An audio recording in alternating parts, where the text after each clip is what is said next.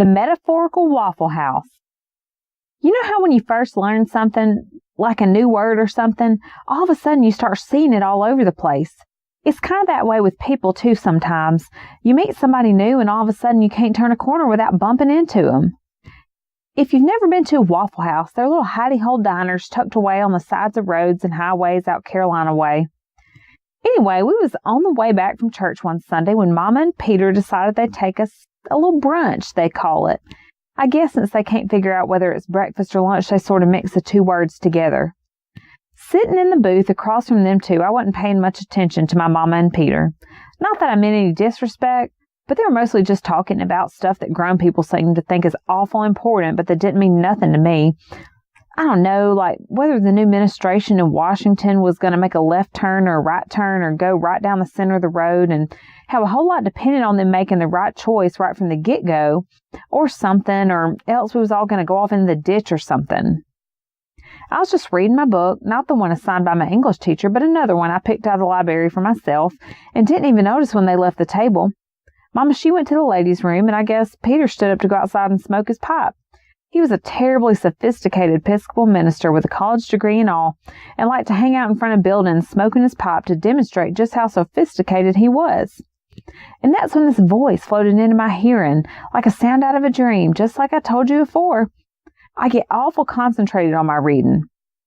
Whenever I see you, you're reading something. I looked up, and there was Abe, looking down at me with a crooked little smile on his lips. In fact, he looked at me so hard then, like he saw something, and I moved my hand to brush a piece of waffle off my face that might have got stuck there. We was staring at each other, and it seemed like time stretched out till it had no end, when my mama come back from the washroom and I introduced Abe. Only I didn't say Abe, I said, Mr. Larson, a new teacher at school. And my mama said, very glad to meet you. I'm sure, like he was only a teacher and didn't count for much. And she gave him a little sideways glance like she couldn't figure out how a black fella got to be teaching at an all-white Christian school. But all the while pretending to be gracious and friendly, so cool that Grandma Betty Lou's lemon meringue wouldn't melt in her mouth. I don't know if I mentioned that part before, the part about Abe being black. And when I say black, I mean real black, not just milk chocolate black kind of black, but black black. Black as a coal mine on the darkest night. Black as a banker's heart, like my granddaddy used to say, but that's another story. But Abe didn't take no offense. He just smiled back at Mama and said, delighted to meet you too, ma'am. Only like he meant it, which I guess made me like him even more right there on the spot. You see, I wasn't getting on too well with my mama around then. After the divorce between her and my daddy, she started not to being around much, but was saying things like she had to discover who she was and she had to find herself. The funny thing is, wherever anybody starts talking about finding themselves, that always means they're going to be running up and down the road looking like their selves that they want to find so bad is somewhere else than where they are right now. I guess what I'm trying to say is, things was pretty lonely at home, and I took to staying at school a lot.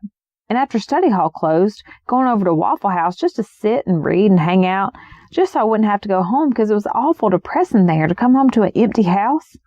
It's funny how cold an empty house can feel no matter how steamy the weather is outside, with nothing more cheery than a note on the fridge.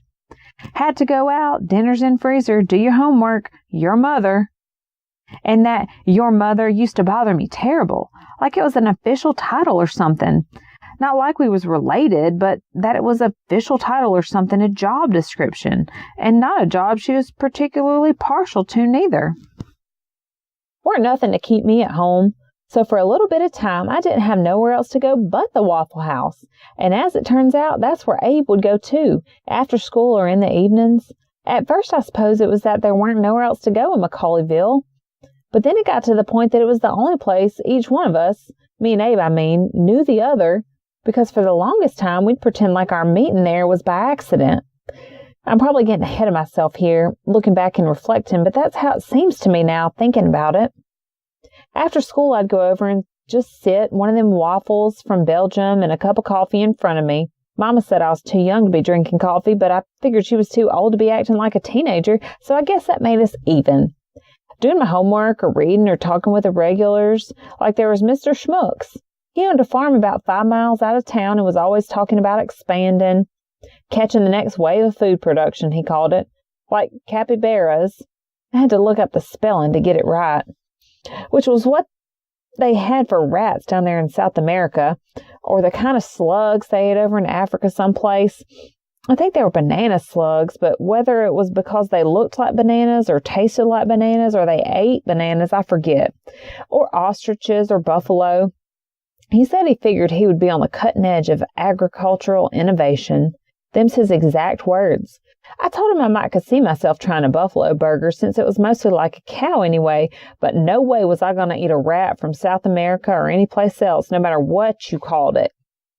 So I'd be talking to him or to Ashley, the girl that worked the afternoon shift mostly. She'd quit high school the year before to get married and have a baby, and now she and her husband lived in a trailer out on Pickens Street. It was real nice. I'd been there once when she took me home once after work let off, and she had to stop off first to check on the baby. Her husband, his name was Lawrence, was getting ready to go out on a construction job to North Carolina. But the trailer was a double wide with 2 bedrooms and a little kitchen and a living room, just like a real house, only smaller. But all the time that I was talking or reading or doing my homework, I was really just waiting for him. Abe, I mean.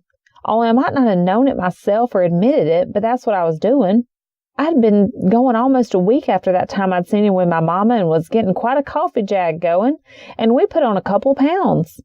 What with the waffles every afternoon and all the time thinking in the back of my mind, which I wouldn't have admitted at the time, that maybe if he'd come once, he'd come again. And when he finally did show up, it was like I'd been holding my breath the whole time. The minute he walked in, I stopped talking to whoever it was I was talking to. I couldn't tell you who it was, even if you put a gun to my head and got real quiet like when you're feeding a squirrel out of your hand and you don't want to scare it away. "Hi, Angel," he said, and I know that don't sound too clever. It's not like in the movies or nothing where people say all sorts of funny and interesting stuff, but for us it was just hi, and hi back to him, and he just sort of stood there and I sat there like a couple of chickens too dumb to even cluck.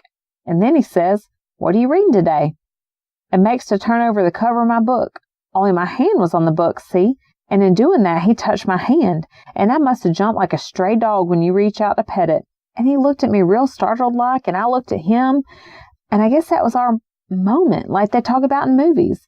Only our moment was him scaring the piss out of me, so I nearly left a puddle in the booth, and him shocking me like with one of them taser guns the police got a Willie Marshall with one Saturday night, when he got on a drunk and wouldn't stop screaming about it weren't closing time on account of they just set the clocks back and he got 1 more hour to get drunk, as if that fool weren't drunk enough already. And finally, Officer Wagner got fed up with the talking to the idiot and zapped him. Didn't hurt him much, and it sure didn't put him off his drinking, but after that, Willie couldn't see a light go on without jumping a near foot, and it minded himself getting lit up like a neon Pabst Blue Ribbon sign. That's what it was for us, and we both knew, though we didn't talk about it. Not yet, at least. He read the cover. "Plath," he said with a choke in his voice and a kind of false start. He had to clear his throat before he'd get it all out at once. "Our teacher says it's too depressing on account of she committed suicide, but I don't think so." He started to laugh, but stopped when he saw the look on my face. "I'm not laughing at you," he said, reaching out to touch me again. The electricity was still there, but this time we was expecting it, so he didn't jump so. He took up the book and flipped through it, like he was looking for something that he knew would be there. Here's the poetry in action." He turned to a poem called Metaphors, where Sylvia talks about being a riddle in 9 syllables. He showed it to me. It actually goes back to medieval riddle ballads, but it's a fine demonstration of a poet's different ways of looking at things, ways of seeing that aren't obvious to the rest of us.